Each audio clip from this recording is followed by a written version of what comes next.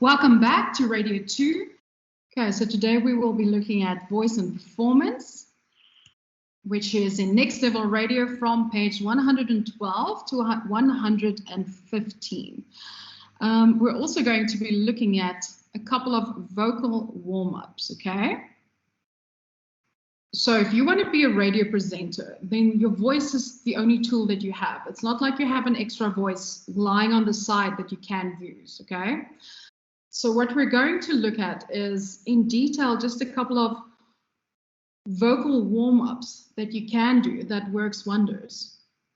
The more you tone your vocal folds, the more versatile your acting voice capabilities will be, okay? So obviously for us, this is about using your voice to be able to act with or to be able to do different things with when it comes to radio. So I'm not going to show you all of them, but here's the first one, okay?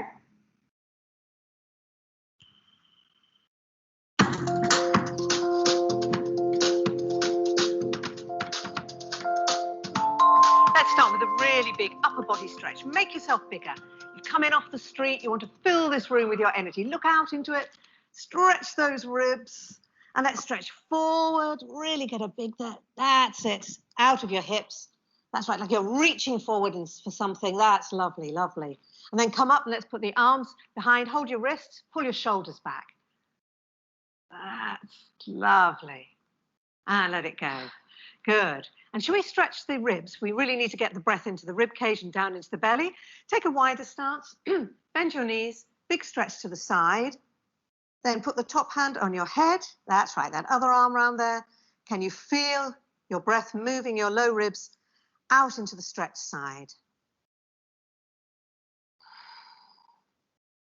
And then come up. Have a breath for nothing just to feel the difference. And then bend your knees and stretch the other side. Stretch and then put that hand on your head. Okay, so you can finish watching this at home, but obviously there are a lot of these, okay? So this was the first one that I just showed you a little bit of now of stretching your body. Then this is the second one, the hissing exercise.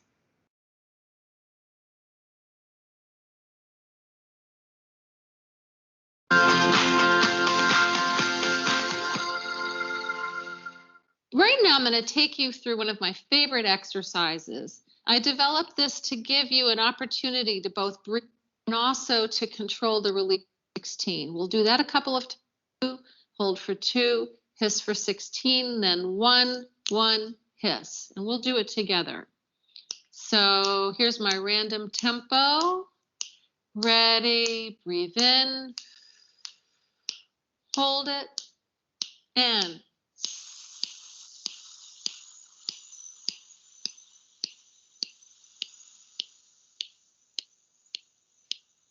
scoop up the air to 4, hold your breath, and hiss.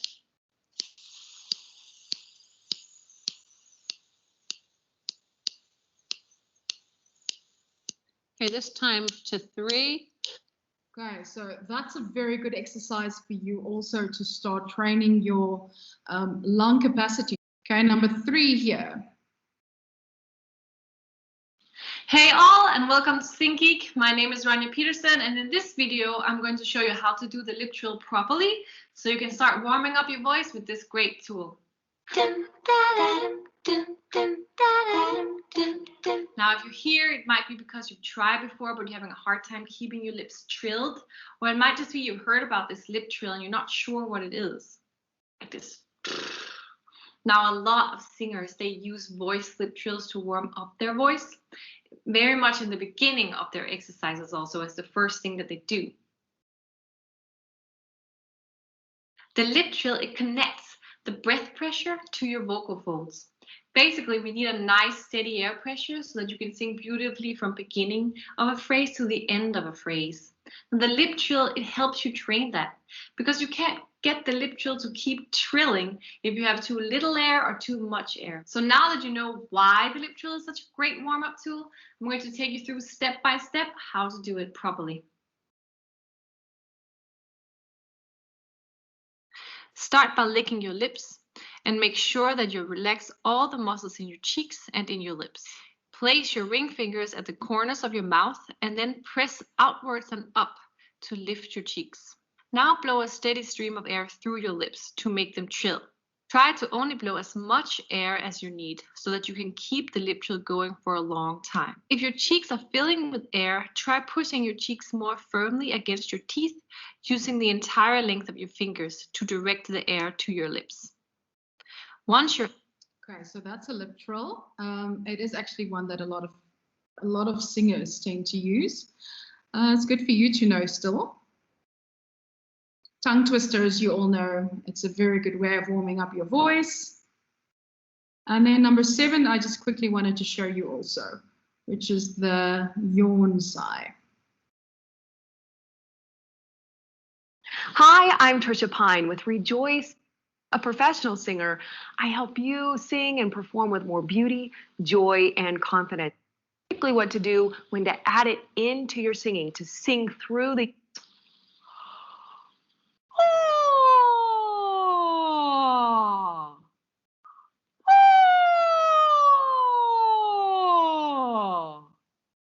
At this point, I suggest that you allow your tongue to come forward and let the tip of the tongue be behind the bottom front teeth.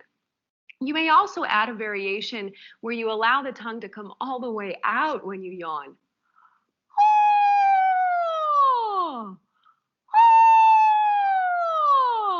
This gives an initial stretch to the tongue, as well as releasing some of the back of the tongue, which can sometimes be engaged when we're singing. Okay, so I'm quite sure that you have been laughing at a few of those. And yes, these things are silly. They are silly. It is one of those. You can't take yourself too seriously, especially when you do these. But perhaps start practicing a couple of these at home, just to start loosening up your voice and getting used to the feeling of doing all of these things, because eventually you won't feel silly anymore. It'll just be a case of second nature to you, okay? Warming up your vocal cords are extremely important because, again, I'm going to say this, your voice is all you have, okay? Your voice is the voice that you have. It's not like you can go out and get a new one like you can get a nose job, for instance. So that is the 7 vocal warm-ups, okay, that can do wonders. It's a really good website. It's one for you to keep and to start practicing with.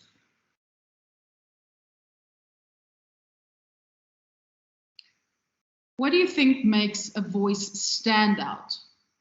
What type of voice for you would say professional or something that stands out? I'm going to play a couple of voice clips for you, different types of voices in different types of situations. And while I'm playing this, I want you to make notes and tell me, what is it that you think makes these voices of these professionals exceptional? Because the voices I'm going to play to you now is professional, or they are professionals. And then I want you to sit and think about it a little bit, and you must let me know. Do you think that you can develop a similar skill set or traits with practice? We start with the first one. Paula Sala is a real Geico customer, not an actor. So to help tell her story, we hired that announcer guy from the movies. When the storm hit, both our cars were totally underwater. In a world where both of our cars were totally underwater. We thought it would take forever to get some help. But a new wind was about to blow. With Geico, we had our check in 2 days. Payback. This time, it's for real. Geico. Real service, real savings. So that was an example of the amazing Don LaFontaine doing one of the spots that he did. If you go and look at it, he's got so many things that he did. Then there's an animation from Kate Higgins. Kate Higgins. Wow, I used to sound like that. What a baby. Yeah, guess what? You still are. Ha-ha. You guys are so obnoxious. I can't stand having a little brother and sister. Oh, come on, kids. Stop the fighting. What, do I need to get out the belt? Did I just say that out loud? Actually, darling, you did say that out loud. I don't know what's wrong with you. I raised you to be a good girl, not some schizophrenic freak. Well, I am, Mama. I am schizophrenic. Actually, they don't call it schizophrenic. They say multiple personalities. And I do have quite a few of them. In fact, would you like to talk about it over a spot of tea? Yes, master. I mean, mother. We can go to the dojo and talk to the very wise sensei. You know, actually, if I think about it, this disorder is really some sort of coping mechanism because it's very hard to live in this modern world. And it beats binging on curry. You can use these voices like some sort of disguise so you can escape this crazy world. Or you can just drink a lot of vodka. Did somebody say escape? Oh, Lord, I got to get out of here, too. All them crazy voices flip-flopping up around in here. I'll get you out of here. Escaping is what I do best. Follow me. I say it's time to put an end to this. Wait a minute. Don't you want to hear the fat lady sing? Me, me, me, me, me. Someone shoot her. And then there's one last clip that we're going to listen to.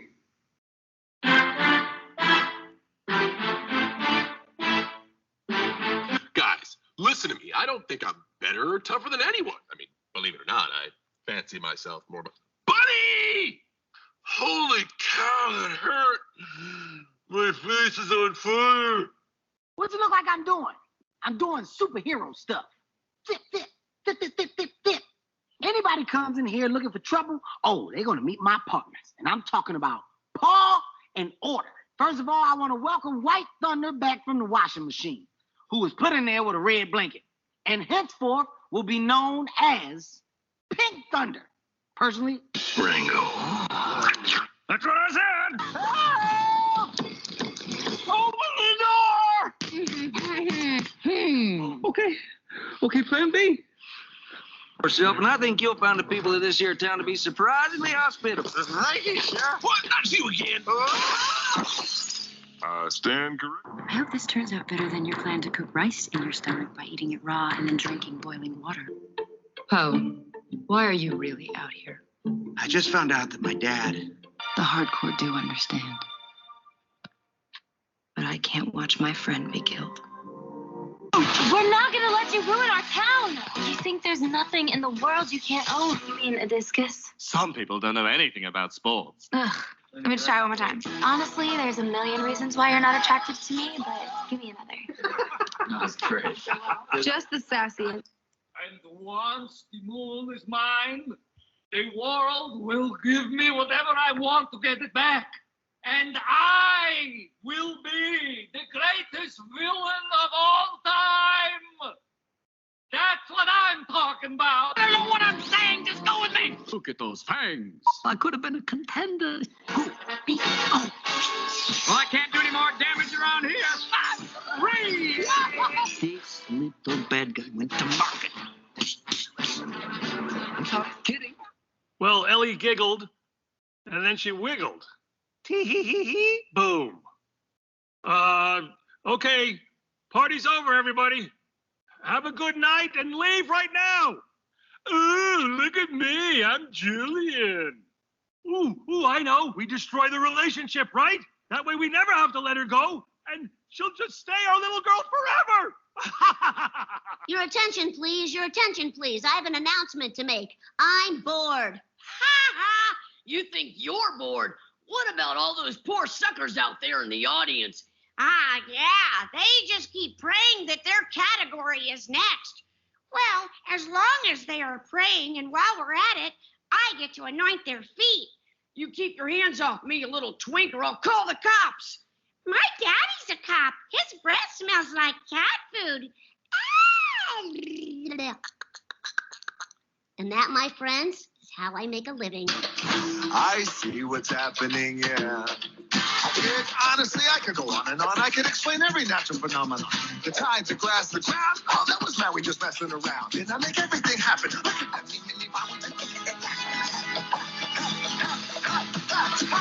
The hair's the bod.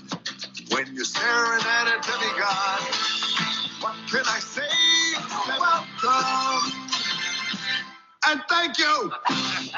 My birthday cake's gonna have the coolest guy on it. I don't know. I miss Mommy and Daddy. Can we call him every night? Mommy, did you get my picture? Did you get it, Mom? I got it. Oh, no! Check it out, everybody. I love red! And my flute? Yeah, even your cute little flute. Like you're gonna be okay. I want to be an engineer. We listened to quite a few different types of voices now, people that can do a lot with their voice. And I mean, how amazing is Nancy Cartwright with all of the Simpsons characters that she does? Anyway, so what is it that, according to you, make these voices and the delivery of these professionals exceptional? And then again, is it something that you think you can start to develop with practice? Your voice is your brush that paints the picture, and if it does not perform at its best, your story loses color, detail, warmth, and meaning. When it comes to radio personalities, many of them don't like the sound of their own voice. I've done so many air checks and snoop sessions in the past where I've sat with presenters hearing themselves for the first time, and they literally all cringe. It's like they really don't like the sound of their voices.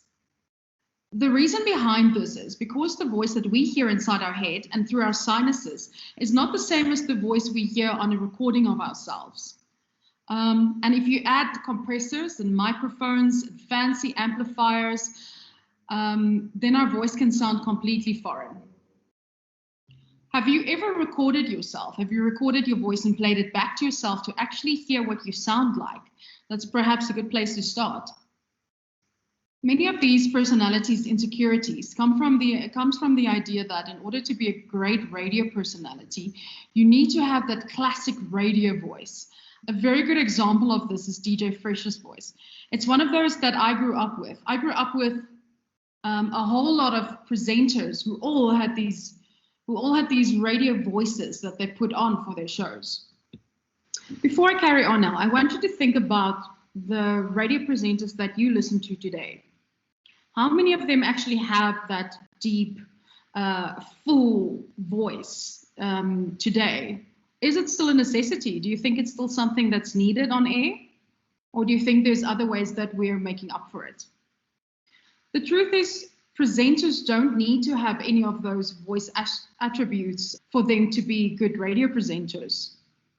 A brilliant character, personality, and style, the way that one writes, and how you deliver content is what makes a great personality, not one's voice. There have been many very successful radio personalities, both locally and around the world, that have been hugely successful without having that radio voice. And some of these include Darren Simpson, Mark Gilman locally. If you look at the global market, then Howard Stern and Sean Hannity are two very good examples. From a local point of view, Sumizi is even another one that you can put in there. None of them have that typical classic sounding voice. However, they've all been very successful. Do you remember Tracy Johnson from our previous lesson? We spoke a lot about what Tracy Johnson had to say. Well, Tracy Johnson says that if your voice is acceptable, it's fine for being on air. The biggest thing to note is you shouldn't try to force your voice to be something that it's not. Also, try to focus less on the dynamic range and more on character range in your personality. As a presenter, you're either born with a beautiful voice or a voice with less range, depth, and warmth than DJ Fresh. If you are one of the gifted few, that's great, but try to forget about your voice and focus rather on your personality. If you're one of the many out there who have not been so lucky in the voice department, you just need to make peace with the voice that you have and be yourself. The biggest mistake that radio presenters try to make is to sound like something or someone that's not them. Remember, listeners are really smart. Listeners instinctively and almost immediately pick up on inauthenticity. And anything unnatural and forced is a huge turn-off to listeners. Think about it yourself. It's that thing about you literally hear someone trying to be something they're not on air. I don't know about you, but it puts me off immediately. The problem with trying to be something you're not, like I've said, is that this person already exists. So what's going to happen if you try and mimic that 1950s voice, but it's not who you are, is that you'll probably never be successful as a radio presenter or a radio personality.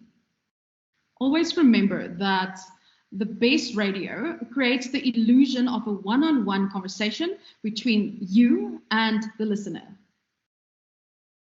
It's personal and it's real. This being said, there's always small things you can do to work on your voice.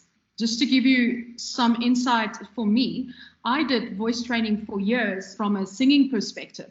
So I have an extremely loud voice, and my voice doesn't disappear no matter how long I speak or how loud I speak, because it's been trained over a long period of time. And so there are, however, small changes and techniques that you can adopt and use. The first and most crucial pointer for anyone using their voice is to learn to relax. Why? Because a nervous and tense body or mind will lead to your voice becoming pitchy, to speaking too quickly, and to your personality being constricted. That is why it's necessary to always warm up the body and the voice before you go on air. This is something you pick up often when people aren't used to talking in front of crowds and they need to deliver a speech. Then you can always hear that voice pitch going higher, and you can hear them starting to talk faster. Well, that's what happens when someone really tenses up. Okay, so it's important to learn to relax. So this is something that you might not have known, but your breathing doesn't come from your lungs. It comes from your diaphragm. This is, again, if you've ever had any kind of vocal teaching, they would have started by teaching you how to use your diaphragm.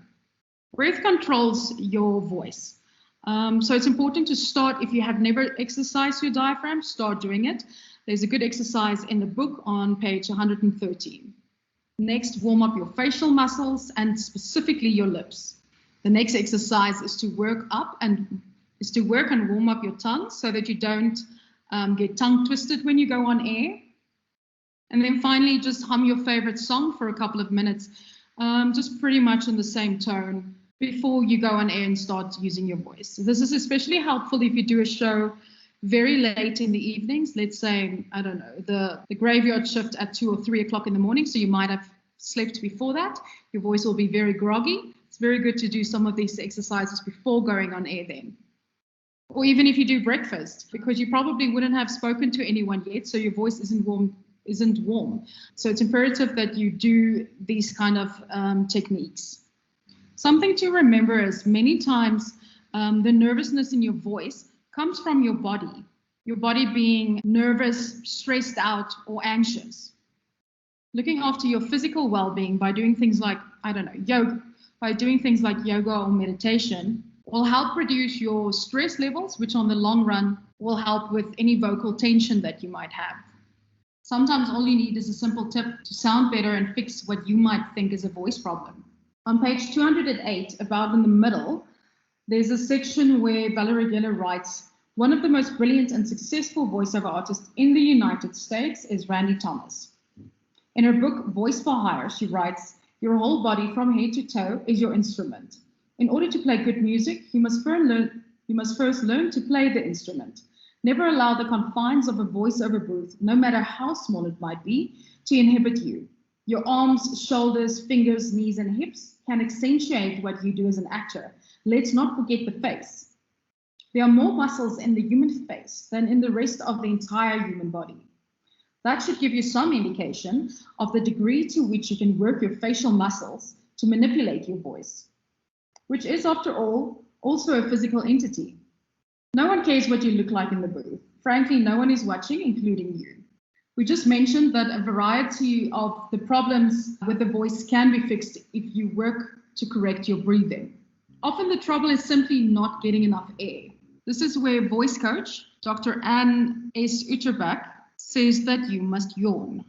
Yawning has been used for centuries as a technique for relaxing the throat. Proper breathing begins low in the torso around your waist. You should literally feel your stomach expand as you inhale and contract as you exhale. And then there's water. Water is like the magic elixir for your voice.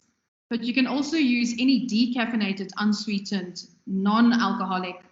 We have to keep drinking fluid all day long for it to be effective. So make sure to drink a lot of water and always have that water bottle with you.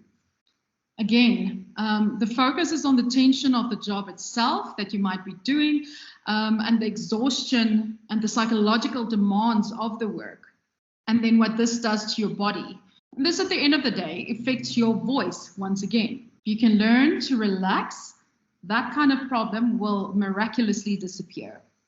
All it takes in this case is by breathing deeply, drinking a lot of water, and doing things like yoga or meditation during the day. The next one is bad writing. Sometimes the problem isn't the voice at all. The problem is the copy. Good natural conversation starts with a good script. The best advice here is just to keep it simple. Avoid big words, wasted words, odd words, fancy words, or cliches. Don't use long, complicated sentence construction. The more natural the writing sounds, the easier it would be to read or to perform on air. A lot of looking after and caring for your voice is common sense. And a lot of these are being repeated because they're important. So drink a lot of water, stand up in front of the microphone. Reason for this is just for more power and energy, because if you stand up, you open your diaphragm, versus if you sit, it's closed. Relax, breathe deeply, speak from that diaphragm. If you really have a cold, please stay at home. Firstly, you can ruin your voice by working when you're sick, and secondly, you can affect the entire radio station if you do a show when you're extremely sick. Because remember, studios are small, they're closed, the microphones are quite close to your mouth normally, and then try hot tea. Or if you don't like hot tea, for instance, it's not for everyone, just try and avoid things like milk, cheese, popcorn. I would put in chocolate there too, and certain fizzy drinks before going on air. A few more tips from Berkeley Production CEO, author, and voiceover coach, Susan Berkeley. She warns you to avoid, firstly, yelling. Until you know how to do it properly, avoid yelling wherever possible. There's only in my time been one person who really pulled off yelling, and I think it's just because of the era that it was in. I literally woke up every morning with this guy screaming in my ear, and I haven't heard anyone pull it off again since. Not being physically fit, number 2. When your overall physical vitality is down, your voice is one of the first places where it shows. 3rd, calling into the radio station by phone. When reporting in by phone, don't speak with the phone tucked in between your ear and your chin, like this when you're carrying things around. You want to try and not sound like a kidnapper who's busy trying to demand a ransom by using a headset or earpieces or AirPods or whatever you have. Number 4, avoid not warming up. Good speech takes muscle, and we just spoke about this in detail. All you need to do is take a couple of minutes to do some warm-up exercises for your voice. Number 5, speaking beneath your natural pitch. So some people habitually speak from the very bottom of their pitch range, mistakenly thinking that this will make them seem more authoritative and forceful. Unfortunately, this puts great strain on your voice because I wasn't made to speak so deeply. It's just not how our voices were made. Number 6, avoid excessive throat clearing. This one can be difficult for people with specific allergies, or some people do it out of nervous habit, but it can really damage your vocal cords. What I want us to do now is to read Susan's practical suggestions for 10 common complaints, which is on page 212 of Beyond Powerful Radio. She starts with number 1. The complaint is, I hate my voice. I can't believe people pay me to speak. I'm just waiting for the day they come and tell me it's all been a horrible, terrible mistake. Her solution is anyone who has any success in the entertainment field has had this thought at one time or another. As we mentioned earlier, the voice we hear inside our head is not the same as the voice we hear when we speak. Listening to a recording of your voice will show you the way you sound to others. This can be a shock and take some time getting used to. If it's any comfort, most people hate the way they sound. Try to put these feelings aside and learn to critique your voice as if you were giving gentle feedback to your best friend. Work on your weaknesses, but also appreciate your strengths. In time, you'll learn to take all of this much less personally. Number 2 there, get that puking DJ sound out of your voice. Solution, you need to sound more conversational. Try working without headphones whenever possible. If you need them while you're on the air, keep the headphones on your one ear only, or turn the volume way down. As you listen to your air check, ask yourself, do I speak this way in normal conversation? The best radio creates the illusion of a one-on-one conversation between friends, not the voice of God from Mount Olympus speaking to the little people. Number 3 there, your voice is weak, you need more power. Solution, psych yourself up before you go on air.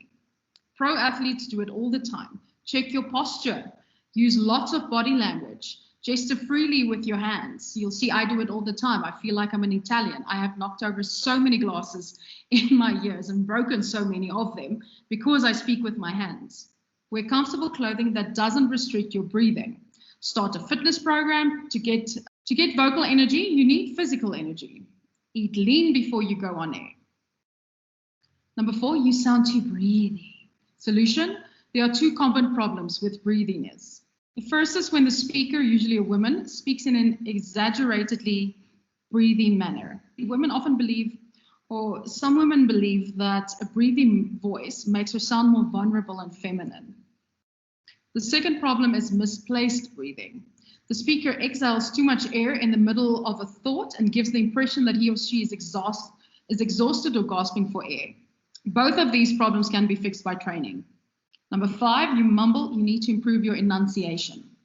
Solution, vowels add color to speech. Consonants add clarity. If people are telling you that you mumble, you're probably dropping your consonants, most commonly final Ds, Ts, Gs, things like that. You're also probably speaking too fast. Short daily practice sessions with a recording device are needed. Read from a newspaper, read a book, go slowly, making sure that you enunciate clearly. Again, all of these are easily fixable. Number 6, your regional accent is too strong. Solution, get a dictionary and study the diacritical markings. These will give you the correct pronunciations of the standard American vowel sounds. Practice them as best you can. Overall, this is a very difficult problem to cure without regular one-on-one sessions with an accent reduction specialist. Number 7, you don't sound warm and friendly enough. This is an easy solution. Smile. When you go on air and you smile, you immediately sound warm and friendly and inviting, okay? Versus when you don't smile. There's immediately a difference. If you need to get into that habit, keep a mirror near the mic to make sure there's a smile on your face whenever the mic is on. Number 8, your voice is too high. A lot of women get this. There's a lot of women who get this specific one. The thing is, some of us are tenors, some of us are baritones. All voices are beautiful when properly played.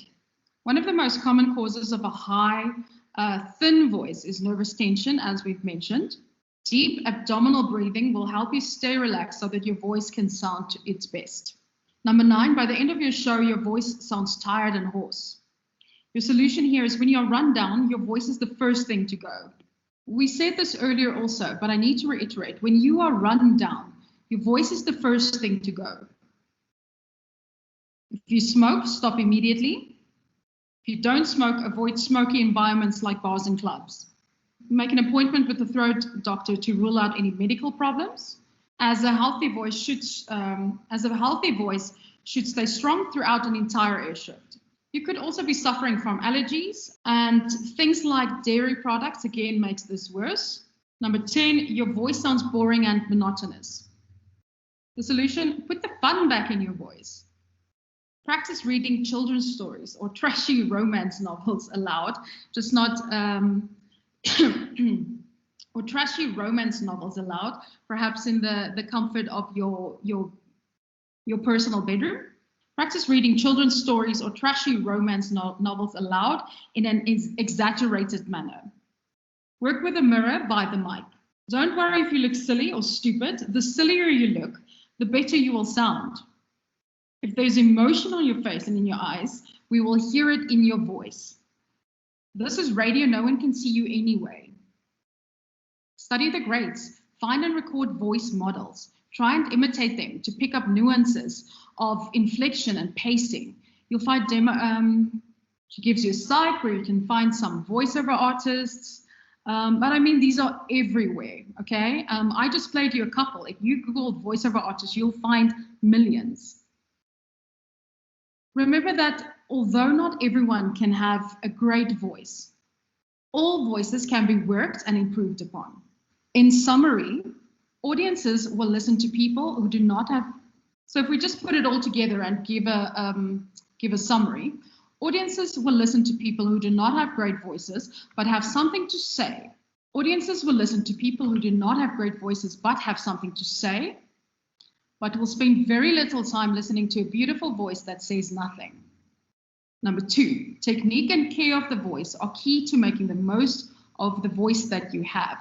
We've given you an array of things now that you can do to protect your voice and to look after your voice, so make sure to follow them. Number 3, complaints about a voice can be addressed and the problem solved with solutions offered in this chapter by the solutions that we just read. And lastly, number 4, although not everyone can have a great voice, all voices can be worked with and improved upon. And number 4, just to reiterate, although not everyone can have a great voice, all voices can be worked with and improved upon. And that brings us to the end of this lesson. Is the last word from the legendary Mel Blanc, who voiced over 5,000 characters. That's all, folks.